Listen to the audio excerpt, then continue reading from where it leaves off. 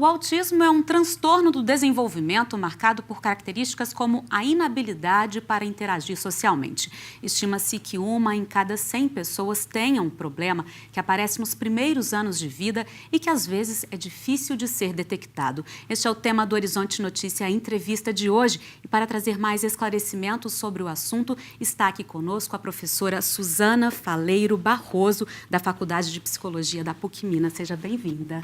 Obrigada, Fernanda. Quero agradecer a toda a equipe da TV Horizonte por essa oportunidade claro, de conversar sobre um assunto tão importante hoje. Então, vamos começar esclarecendo, professor, o que é o autismo, como é que ele é detectado?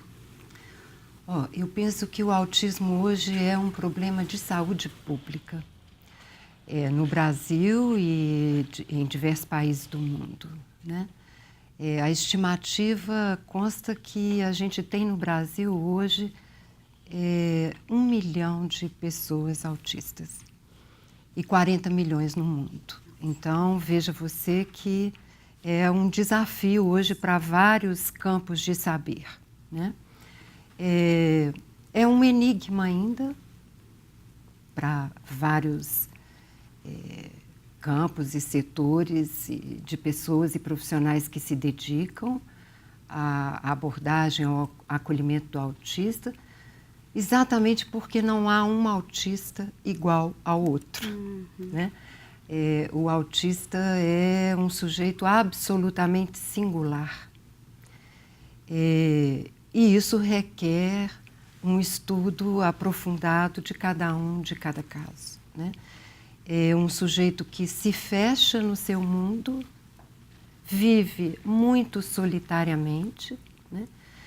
Se fecha de uma maneira defensiva ao contato com o outro, à comunicação, como você bem disse, né? E, por consequência, isso vai comprometer todo o desenvolvimento da socialização, da comunicação, da aquisição de habilidades com o corpo, com o contato, tudo aquilo que a gente vive em comunidade é avesso ao sujeito autista, né? Porque ele se fecha para se defender de uma angústia extrema e, por consequência, ele fica muito fora da ajuda de todo o discurso estabelecido, de tudo aquilo que é da nossa sociedade, da nossa civilização, né?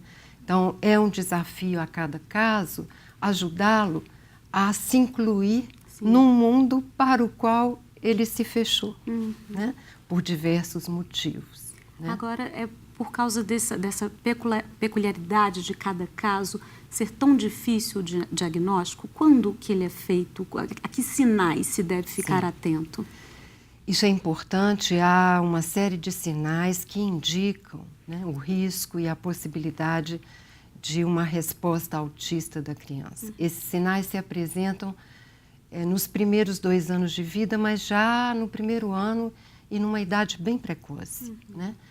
Quais são os mais importantes? A dificuldade de contato, né? A recusa ao contato, o contato visual, a utilização da comunicação, né? No primeiro ano de vida, a gente observa, por exemplo, que a criança fica tão fechada nela mesma que ela não balbucia, ela não sorri, ela não olha para o outro, né? Há também distúrbios no nível corporal, de uma rigidez corporal muito grande, um tensionamento que às vezes dificulta até que a mãe, que o cuidador aconchegue e carregue no colo uma criança com esse tipo de reação, né? Então, há problemas na relação com o corpo, com o outro, com a linguagem, né? Há, do ponto de vista corporal, a tendência a movimentos com partes do corpo feitos repetidamente de maneira autônoma, né? Sem o controle desse corpo, né? Há, do ponto de vista da comunicação, uma variedade de manifestações que vão desde um mutismo absoluto, né? Ou a utilização da linguagem, mas de uma maneira apenas reprodutiva, né? Sem que a criança se aproprie ali das palavras para se expressar, para se comunicar. Apenas né? repete. Apenas repete ecolalicamente. Né? Os meios de comunicação são de muito interesse para a criança autista, é muito curioso, porque ali ela capta de uma maneira muito singular palavras, frases que ela repete, mas descontextualizada. Né? É um paradoxo, né? O interesse pela televisão, pelo rádio, né? Mas sem que haja ali um envolvimento com outra pessoa que esteja em interação. Né? A televisão, o rádio promove uma interatividade, mas um pouco à distância. Né? Então, isso facilita para o autista entrar em contato com o mundo, né, sem se envolver muito. Há uma tendência a usar a linguagem, quando isso é possível, mas desconectando a palavra, o pensamento do afeto, do corpo. Então, a criança não produz uma mensagem daquilo que ela quer, daquilo que ela pensa, para endereçar ao outro. Há uma dificuldade de pedir, um pedido simples, né? Fazer uma demanda, um endereçamento ao outro, um pedido de ajuda é muito difícil. Então, é um sujeito que vive muito solitariamente. Né? Há uma série de outros sinais, né? Mas creio que os mais importantes são esses na relação com o outro, com a fala, não é? Com a comunicação e com o corpo. E esses sinais identificados, um diagnóstico feito, qual que é o próximo passo? Há um tratamento com que tipos de profissionais? Olha, eu acho que o diagnóstico é um ponto muito importante e complexo. Né?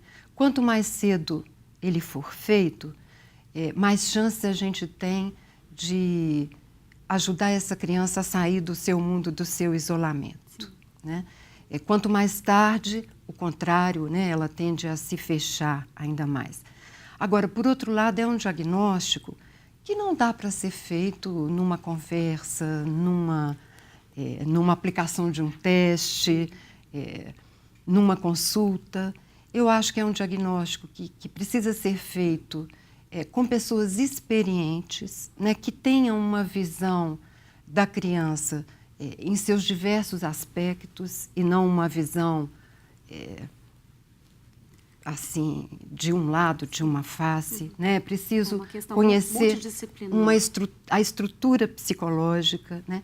E é interessante que esse trabalho seja feito de modo interdisciplinar. Claro. A rede pública já tem hoje, né, iniciativas nesse sentido, com a presença do psicólogo, do psicanalista, do psiquiatra e vários outros profissionais, né? Porque o governo brasileiro, em dezembro de 2012, sancionou uma lei de proteção ao autismo, por isso eu digo que é um problema de saúde pública, né? E que também produziu uma linha de cuidados para o portador do espectro do autismo. Né? Então, com base nessa linha de cuidados, a rede pública vem pensando programas de assistência, também os consultórios, né, particulares e as clínicas universitárias, como é o caso da Clínica de Psicologia da PUC, a Clínica Escola, aqui no campus, Coração Eucarístico, onde a gente tem um projeto de acolhimento e de tratamento dessas crianças e em parceria com suas famílias, com a escola. É um trabalho em rede e, né, que requer uma atenção aí muito desafiante para o profissional. Né? Daí a importância, professora, de fóruns e congressos, como que vai acontecer? Isso aqui? mesmo. Né? Então, a gente está organizando um fórum de debates, o que é o autismo hoje, porque os autistas hoje não são como eram nos anos 40, por exemplo, quando foi feita a primeira teorização, né, do autismo. Né? Eu faço parte do Observatório do Autismo da Escola Brasileira de Psicanálise, além do projeto aqui da Clínica Escola da PUC, e a nossa intenção é exatamente colocar em debate todas as questões que o autismo enfrenta hoje, todos os circuitos por onde o autista e sua família passam, né? E os impasses que aí encontram, por exemplo, do ponto de vista da inclusão. Né? O que é a inclusão do autismo? Né? Então, o tratamento é um tratamento psicológico, psicanalítico, fonoaudiológico, em diversos aspectos, mas todos eles precisam de focar, sobretudo, a maneira de incluir esse sujeito na sociedade. E a gente não tem outro caminho para isso, eu penso, a não ser aproveitar e explorar ao máximo a abertura que o próprio autista dá para essa inclusão. Como é que cada um nos indica as suas possibilidades de inclusão. Né? Então, esse fórum de debates pretende discutir isso. A gente vai ter uma diversidade de oportunidades e de tarefas, é aberto a todos os profissionais da saúde, é aberto aos familiares de autistas, aos que convivem com o autista e que têm interesse nesse assunto. Né?